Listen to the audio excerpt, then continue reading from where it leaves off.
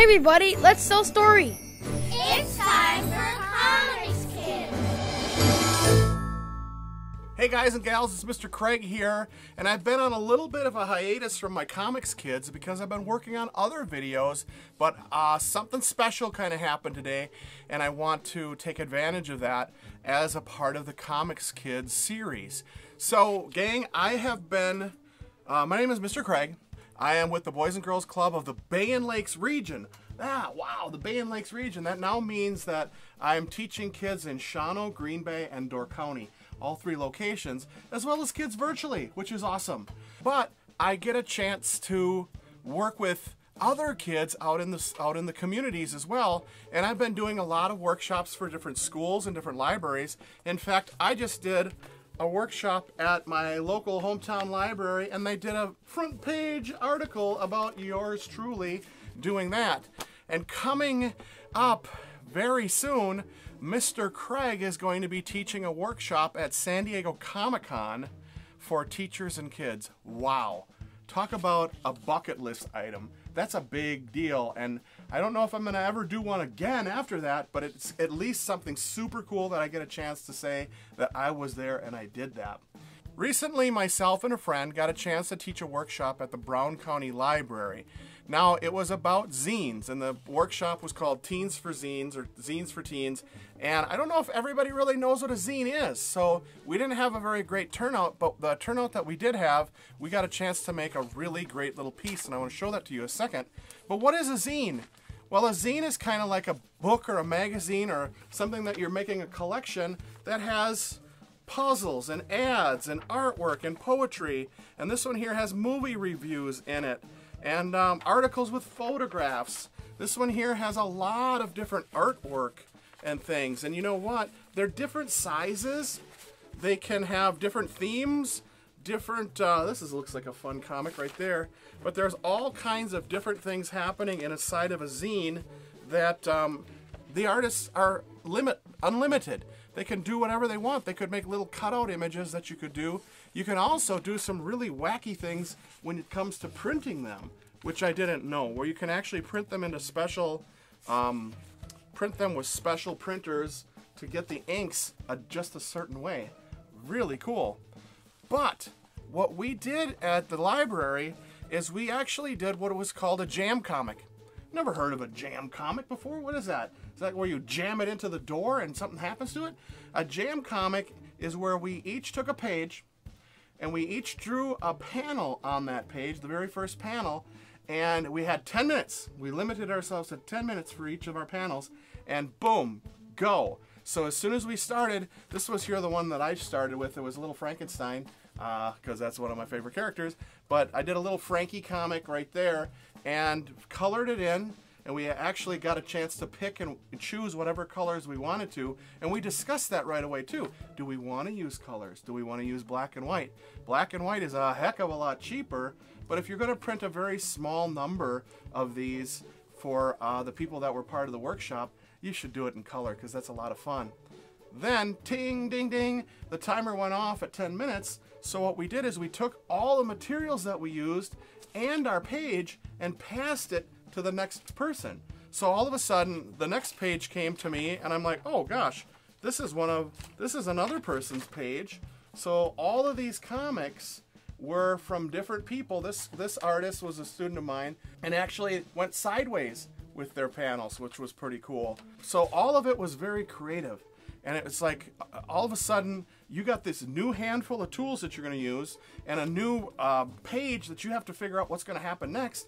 And as it went down, it's like first you had one panel that you could see what happened. Then you had two panels that you could kind of tell the story with. Then you had three panels, and we kept doing 10-minute increments all the way around to make this little jam comic. And it was really fun and interesting and fascinating what you end up with. And you end up with something exceedingly unique that you can't do with just one person. It was something that we had to take a bunch of people. Now, this little book was going to be, if we had a staple in it, and we would have had one more set of pages, and we're going to build on this one too. So the next time we meet, we might actually make a couple more pages and see what we can do to insert this in the book and make a little book for the library using the pages that we've created. But the size of this book is like an ash can comic. And an ash can comic is just like a half size. You know, this is normal copy paper size, 8.5 by 11. And then, whoop, you fold it in half, and now you've got a little mini comic. And a lot of times what artists might do is they'll make a lot of these mini comics if they are going to a convention and they want to pass out some things that aren't going to be as expensive as the full-size comic. This was something that we did in my class. We got paid for that one, which is cool. These, I think this one here I actually picked up at Comic-Con in San Diego, which was drawn by a little guy, a little dude. So that was pretty cool. And then this one here I picked up in Green Bay for $2, and it was a mini comic that I think a grandpa printed for his grandson, and it was just kind of cool to see a real interesting and fun comic made that is a little unpolished, but it still was pretty cool. Another thing, oh yeah, here's another thing too, is that I've started to collect some of our Baghead pages too, and we're starting to get a little bit of a collection of them, which is awesome. And these pages are going to make a really interesting comic because they all change when they start the next page. So Baghead's having all these adventures, but who knows which ones are going to stick and which ones are not. This is a lot of fun to see where all of these stories that are coming together are going and all the different people that Baghead is meeting. It's mind-blowing. Another thing before I jump into this really super cool reveal today is I'm working on a new mini comic myself. But this might not be a mini comic. It's going to be mini because it's going to be about 12 pages. This is going to be for the Mark Grunwald Challenge in Oshkosh, Wisconsin, which I've entered every year that they've had it. And in the first 2 years I won the contest. So yay, here for Mr. Craig. This is going to be a true story. This is something that really happened to me where my buddy and I found some money on the corner of the street one night, and it did something to my brain. It's like, oh, I went into this lizard mode where I just got greedy, and I didn't like that about myself. So you can actually tell stories about a part of your personality and your part of your brain that you learn about. Even if you thought you knew everything about your brain, you still can learn things even when you get as old as Mr. Craig. Like this guy. So this is going to be turned into a mini comic as well, and I might put it at comic stores. We'll see. Alright, so here we are, and I love, you know, these are some of my sloppy copies that I use to make some of these panels, and I practice that all the time. It saves me so much time, it gives me such a more concrete idea, and it helps with the writing process too. But these are things that when I find them, I love to look them over because it's like, oh my gosh, yeah, I remember creating that. Oh, here's a note that I forgot that I wrote. That's really interesting. Here's a direction that I was going when I first started that I changed, and oh, wow, that's really neat. But one of the things that's even more amazing than looking at the process work, what you did to make your pages, is to look at your finished pages, your finished comic when it finally gets made. Ooh, and that means that I've got something very special to share with you. I got this in the mail today. And I've been working on a pandemic comic since the pandemic started. In fact, the very first plan for that comic was to be, all right, I want to make a comic that my kids can be part of as well. I want my students to be able to be creative while they're kind of stuck in their houses. And I was stuck down here in my basement, here in my little studio, doing some drawings and creating right on this table. But as I got going, it's like, all right, I'm going to make a comic myself. I'm going to make my own comic and possibly use it as a tool to raise some money for Boys and Girls Club. And it's not like I'm going to give it all to Boys and Girls Club. Mr. Craig worked pretty hard, so I'm going to earn some money myself. But this is the very first batch of comics. These are prototype. These are the dummy comics that came back in the mail today, and I get a chance to see what the comic is going to look like for the very first time. And I'm nervous and kind of excited. But let's see what my comic looks like. All right, you guys, here we go. And I went through a comic making process, or a comic making company called Kablam. Kablam has printed our graphic novels for us for the Boys and Girls Club, and they did a phenomenal job on these. So I was just blown away with that. But this one here is actually glue bound, so the edges of the comic are bound in there with glue, no staples. I wanted to see what it would look like, not this book, but my new book. I wanted to see what it would look like as a stapled comic. And they have a limitation. So you can have a comic that's either 4 pages, is the least amount of pages that you can have, all the way up to 80 pages with a cover. And my comic is 80 pages and a cover. It's like the high-end fat comic book size, and I'm gonna see how that's gonna look, because I might want to change it from being stapled to be glue bound. But I think the glue binding might be a little more expensive. I'm not sure, but if it helps to make the comic look more awesome, I think that'd be cool. And who knows, I might add these pages to the end of my comic when I actually mass produce it. This is just my first print run of these comics to test it and to kind of do some proofreading and see what they might look like. Oh gosh, this is exciting and nerve-wracking. It's kind of nerve-wracking too, I'm not gonna lie. Oh gosh, all right, what do we do here to get this open? Let's try a pencil to pop that open.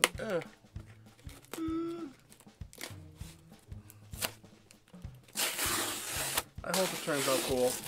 I really, really worked hard on my comic, and there's some pages I might have to change because, oh my gosh, they did the right order. Holy smokers, these are thick.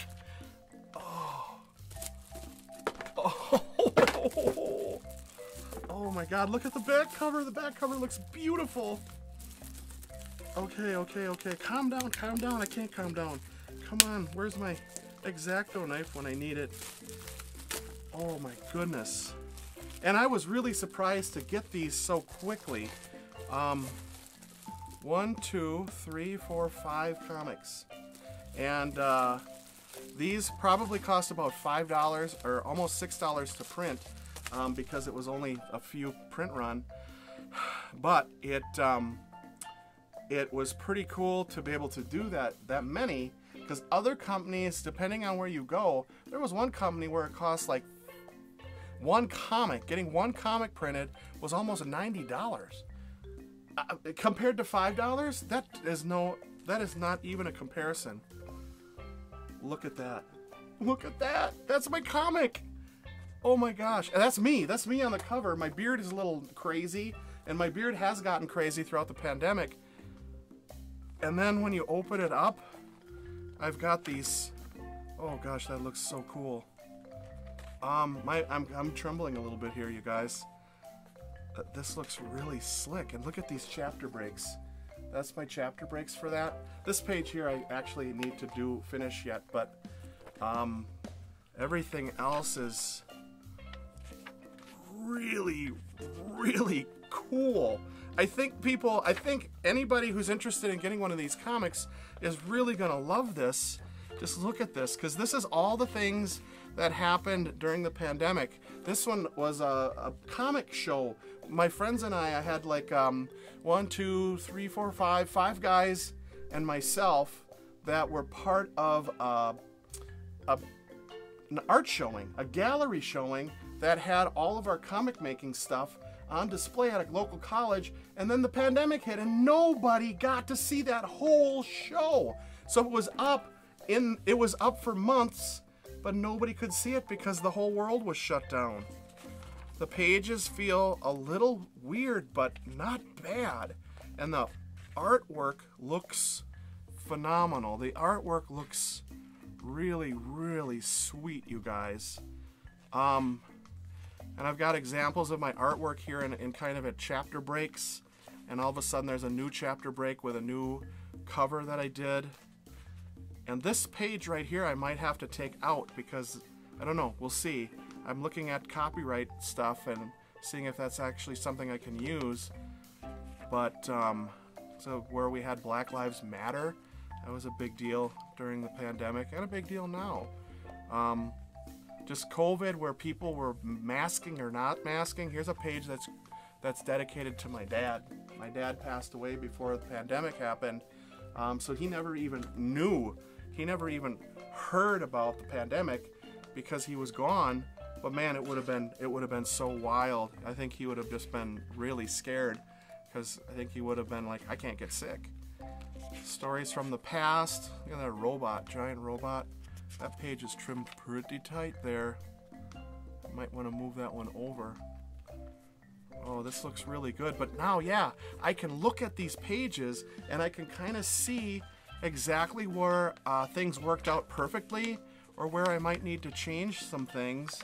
And now I'm getting to the other side of the book where the staples are getting funny. But when it's this big, I need to see kind of how this book would look like, what this book would look like with a glue-bound edge. I think that would be pretty interesting. Christmas story. More Christmas stuff. This is really, I don't know, it's almost choking a guy up. This is actually Mr. Aaron from the guy who I did the workshop with recently. He is a very, very talented cartoonist, and he's written some really, really amazing books that are in a lot of different schools and in the libraries, and they were hits. But yeah, this took a lot of work to make this comic. And then here's kind of a letter that I wrote to kind of explain what everything was about. And a bonus chapter. This was actually part of a different book that we did. And getting to the, I was nervous because I thought that the black ink might stick off the page a little bit, because it did in the graphic novel that we did, but this does not do that. This looks phenomenal. This is actually working really, really well. And then we get to the end of the book, and again, we're with my chapter break there, and there we have the back. This is when you add in the cover, this is 84 pages, and this is really, really impressive. I do think I might have to go with the glue-bound edge, just because, but this isn't bad. This isn't bad at all. And a comic like this costs about $6 to print it, so that means that I could maybe sell it for $10 and make $4 off of each book, and maybe donate, $1 for every book that I sell to the Boys and Girls Club. That would be amazing. Okay. Wow. This is really awesome. Kablam Comics, you guys have impressed me quite a bit today. You've impressed me before. You've impressed me even more so today with this, how fast they were to get this to me, and how amazing these comics turned out. Oh, they look so nice. You guys, my name's Mr. Craig, and I've been teaching you guys a little bit about making comics through the virtual Boys and Girls Club, and I hope that you're getting a chance to be successful as a comic creator. I know that I'm getting more and more pages from my kids up at the Boys and Girls Club where I work. I'm getting more and more pages done, so we're getting closer and closer to actually printing a comic ourselves. But now I also have something that I can take to San Diego Comic-Con, and who knows, if the right person is there and I hand this off to somebody who's has the power to get these into the right place, maybe this weird little comic that it's about my life and seems to be so personal that who else would like to hear it? Who else would like to hear that story? Well, maybe some people will take a lot from that story and remember a little bit about what the pandemic was and how we all worked our way through that. Woo! And my secret salsa recipe is in here as well as a bonus. Ooh la la! A crazy, crazy episode. I didn't know that this would be leave me feeling so weird inside, like I've got little ghosties running inside of me. I'm full of energy and wackiness here. But gang, that's what making comics can do. You can get excited about telling your story, or whatever story you shape and fashion. That is a gift that you can share with the world. Something that comes from your soul, from your inside, from who you are as a core being. And sharing that, sharing your voice with the public is really, really special. Sure, there are going to be people there that are going to be like, your voice is dumb. But there's going to be a heck of a lot more people that are going to be like, we love your voice. You just have to find them. You just have to find them. I think your voice is amazing. And I haven't even met some of you. I love the fact that we can be inspired. My name is Mr. Craig. I'm from the Boys and Girls Club of Greater Green Bay, as well as the Boys and Girls Club of the Bay and Lakes region, and the virtual Boys and Girls Club and Boys and Girls Club Creates. Wow. And this has been a pretty amazing series. Hope to add maybe 1 or 2 more parts before it's all finished. And we'll see you soon. Take it easy, everybody. Dang, look at this comic. It's amazing.